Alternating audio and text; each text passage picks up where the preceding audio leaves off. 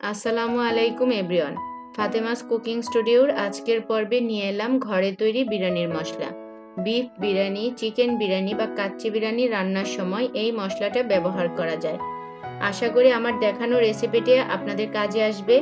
এই মশলা দিয়ে বিরিয়ানি তৈরি করলে টেস্ট কোনো অংশে কিনে আনা মশলার থেকে কম হয় না। আসুন দেখে নেওয়া যাক রেসিপিটি। এখন চুলায় একটি প্যান বসিয়ে নিচ্ছি। প্যানের মধ্যে আমি তেল দিয়ে দিচ্ছি 1/4 চা চামচ। তেল হালকা গরম হলে আস্ত ধনিয়া 2 টেবিল চামচ, জিরা 1 টেবিল চামচ, তেজপাতা 3 পিস কেটে ছোট ছোট টুকরা করে নিয়েছি,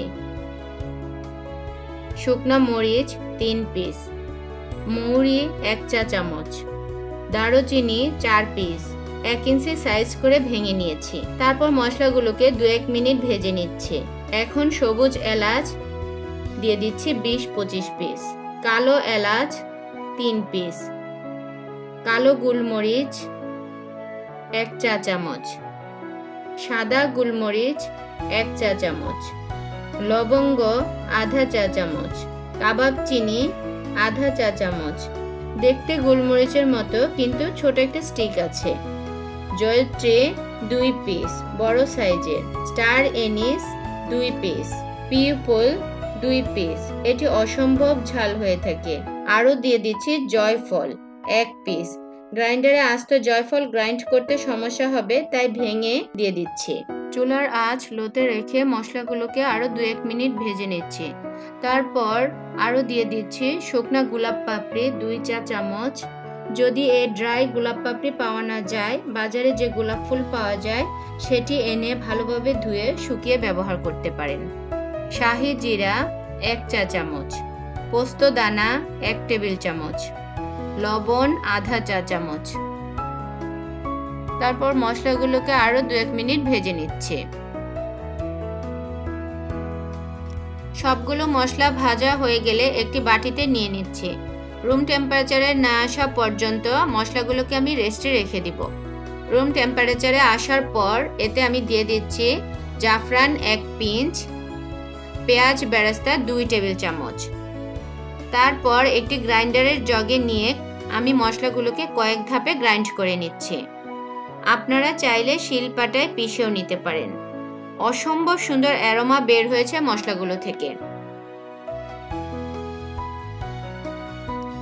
আমি সবগুলো মশলা একসাথে ভেজে নিতে পারতাম, কিন্তু ধাপে ধাপে ভেজে নিয়েছি, কারণ প্রতিটি মশলা ভাজার টাইমিং আলাদা, তাই ধাপে ধাপে মশলাগুলো ভেজে নিলে পুড়ে যাওয়ার চান্স থাকে না। মশলাগুলো গ্রাইন্ড হয়ে গেলে এতে আমি দিয়ে দিচ্ছি হলুদের গুঁড়া 1 চা চামচ, মরিচের গুঁড়া 1 চা চামচ, সাইট্রিক অ্যাসিড আধা চা চামচ, জর্দার রং 1 চিমটি। তারপর আবার মশলাগুলোকে গ্রাইন্ড করে নিচ্ছে। মশলাগুলো ভালোভাবে গ্রাইন্ড হয়ে গেলে আমি একটি বাটিতে নিয়ে নিচ্ছি। তারপর এতে দিয়ে দিচ্ছি পাউডার সুগার আধা চা চামচ। আমি নর্মাল চিনিকে পাউডার করে নিয়েছি। এতে দিয়ে দিচ্ছি আলু বোখারা, সাদা গোলমরিচ, কালো গোলমরিচ, লবঙ্গ, সবুজ এলাচ, কালো এলাচ, দারচিনি ও তেজপাতা। তারপর মশলাগুলোর সাথে এই মশলাগুলোকে ভালোভাবে মিক্স করে দিচ্ছি। এখন আমি মশলাগুলোকে একটি এয়ারটাইট জারে নিয়ে নিচ্ছি। আমি যে পরিমাণ মশলা নিয়েছিলাম গ্রাইন্ড করার পর 150 গ্রাম মশলা হয়েছে। এই মশলাটা আপনারা 3 মাস ব্যবহার করতে পারবেন।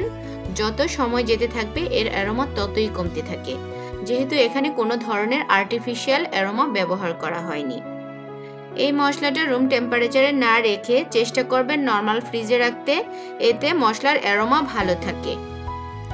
গরু বা খাসির মাংস দিয়ে বিরিয়ানি রান্না করলে প্রতি কেজিতে 2 টেবিল চামচ মশলা ব্যবহার করতে হবে, আর মুরগির মাংস দিয়ে প্রতি কেজিতে 1 টেবিল চামচ মশলা ব্যবহার করতে হবে। আশা করছি এই বিরিয়ানির মশলা দিয়ে আসছে ঈদে বিরিয়ানি রান্না করবেন। এই বিরিয়ানির মশলাটা দিয়ে কিভাবে বিরিয়ানি রান্না করা যায় সেটির একটি ভিডিও খুব শীঘ্রই আমার চ্যানেলে আসছে। আজ আর কথা বাড়াচ্ছি না, বিদায় নিচ্ছি। সবাই খুব ভালো থাকবেন। আল্লাহ হাফেজ।